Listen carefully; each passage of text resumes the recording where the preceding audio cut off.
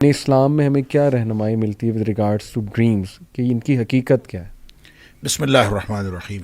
دیکھیں، جب ہم عرف عام میں دیکھتے ہیں خواب ہے کیا، تو یہ حقیقت کے خلاف کوئی چیز نظر آتی ہے۔ جی، ایک خواب ہوتا ہے، ایک حقیقت ہوتی ہے، صحیح اور لوگ اپنے خوابوں کو حقیقت بنانے میں زندگیاں صرف کر دیتے ہیں۔ صحیح، تو یہ دو ایک ہمیں ایکسٹریمز ملتی ہیں، ایک خواب ہوتا ہے، ایک حقیقت بالکل ہوتی ہے، ٹھیک۔ گویا اس کے ساتھ کوئی تعلق نہیں۔ اس سے لگتا یہ ہے کہ ایک جسمانی حص ہے اور ایک روحانی حص ہے۔ تو یہ کوئی ایسی حص ہے انسان کی، ایک ایسی فیلنگز ہیں جو انسان جسمانی طور پر تو محسوس نہیں کرتا، صحیح، لیکن جب جسم سویا ہوا ہوتا ہے جی، اس وقت انسان کی روح کچھ محسوس کر رہی ہوتی ہے، اس کو ہم خواب کہتے ہیں۔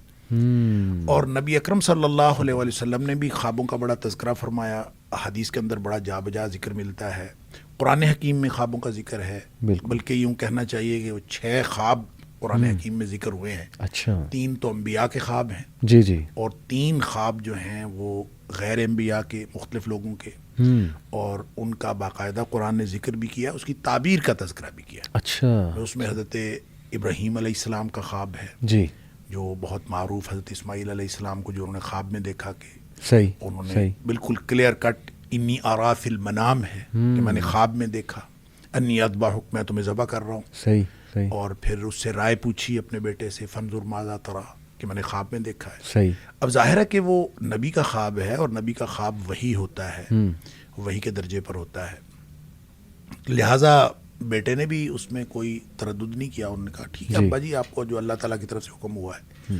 اسی طرح حضرت یوسف علیہ السلام کا خواب کہ میں نے بالکل، 11 ستارے اور سورج چاند کو دیکھا، مجھے سجدہ کر رہے ہیں۔ صحیح، صحیح، پھر اسی طرح سے یوسف علیہ السلام، سورہ یوسف کے اندر ہی 3 مزید خوابوں کا ذکر ہے۔ ایک تو 2 قیدی جی، جو آپ کے جیل کے ساتھی تھے، ان کے خواب الگ الگ۔ پھر اسی طرح جو اس دور کے بادشاہ کا جو خواب ہے، جو آ کے حضرت یوسف علیہ السلام سے پوچھا گیا۔ جی، اچھا، اسی طرح نبی اکرم صلی اللہ علیہ وآلہ وسلم کے خواب کا تذکرہ بھی ہے، جو آپ نے اپنے آپ کو اور اپنے ساتھیوں کو عمرہ کرتے ہوئے دیکھا، اور نبی کریم صلی اللہ علیہ وسلم نے فرمایا کہ مجھے جو ہے وہ خواب میں یہ دکھایا گیا ہے۔ تو آپ پھر عمرہ کرنے کے لیے گئے، پھر حدیبیہ پہ روک لیا گیا، پھر بعض لوگوں کو یہ خیال ہوا کہ یہ تو خواب غلط ہو گیا ہے، صحیح، تو پھر اللہ تعالیٰ نے قرآن میں اس کی تصدیق فرمائی کہ یہ خواب سچا ہے، لقد صدق اللہ رسولہ صحیح، الرؤیا، صحیح، کہ اللہ تعالیٰ نے اپنے رسول کے خواب کو سچا کیا ہے۔ زبردست، تو تم لوگ دیکھو گے اپنے آپ کو کہ اب امن کے ساتھ جم جاؤ گے اور عمرہ کرو گے۔ پھر اگلے سال کیا گیا اور اس خواب کی تعبیر آئی سامنے۔ تو اس کا مطلب یہ ہے کہ یہ خواب کا تعلق، ایک تو پہلی بات کہ خواب حقیقت ہے، دوسری بات یہ کہ اس خواب کا حقیقت کی دنیا کے ساتھ تعلق ہے، اور بعد میں آنے والی کسی واقعے کے ساتھ بھی تعلق ہو سکتا ہے، ماضی کے کسی واقعے کے ساتھ بھی تعلق ہو سکتا ہے، حال کے کسی واقعے کے ساتھ بھی تعلق ہو سکتا ہے۔ زبردست، البتہ نبی کریم صلی اللہ علیہ وسلم نے جو اس کی قسمیں بتائیں، جو آپ نے ذکر کیا کہ اس کی جی، کتنی قسمیں ہیں، اس کے بارے میں نبی کریم صلی اللہ علیہ وسلم کا ایک معمول بھی تھا۔ صحابہ کرام کہتے ہیں کہ عام طور پہ نبی کریم صلی اللہ علیہ وسلم فجر کے بعد جب ہماری طرف نماز کے بعد منہ پھیرتے تو آپ اکثر اوقات پوچھ لیتے تھے آج کسی نے خواب تو نہیں دیکھا؟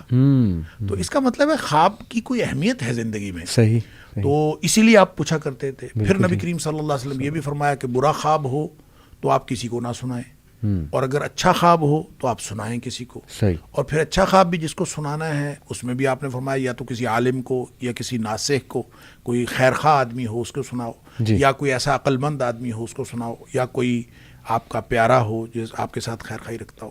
اس میں لگتا یہ ہے کہ یہ تعبیر کے حوالے سے خواب بڑا سینسٹیو ہوتا ہے، کہ نبی کریم صلی اللہ علیہ وسلم نے جب ہر ایک کو ہر تعبیر کا حق بھی نہیں دیا، اور مجھے ویسے بھی یوں لگتا ہے کہ تعبیر جو ہے، جیسے اللہ تعالیٰ نے قرآن میں فرمایا کہ حضرت یوسف علیہ السلام کو اللہ تعالیٰ نے تعبیر کا ملکہ دیا تھا صحیح، اور سکھایا تھا، صحیح، اس کا مطلب ہے یہ کسبی علم نہیں ہے، یہ وحبی ہے، ٹھیک ہے، تو اللہ کی طرف سے ملتا ہے۔ لہٰذا خواب کی تعبیر کا ملکہ ہر کسی کے پاس نہیں ہوتا، کوئی شخص تعبیر کر سکتا ہے، کوئی شخص تعبیر نہیں کر سکتا۔ البتہ خواب کی قسموں کے بارے میں نبی کریم صلی اللہ علیہ وسلم نے فرمایا 3 قسمیں ہوتی ہیں۔ جی، آپ نے فرمایا ایک تو سچا خواب ہے، ٹھیک ہے، ایک حلم ہوتا ہے، حلم جو شیطان کی طرف سے ہوتا ہے، اور جس کو اس کے لیے ایک اصطلاح بھی قرآن میں آئی ہے، اضغاث و احلام، جس کو کہتے ہیں پریشان خیالی۔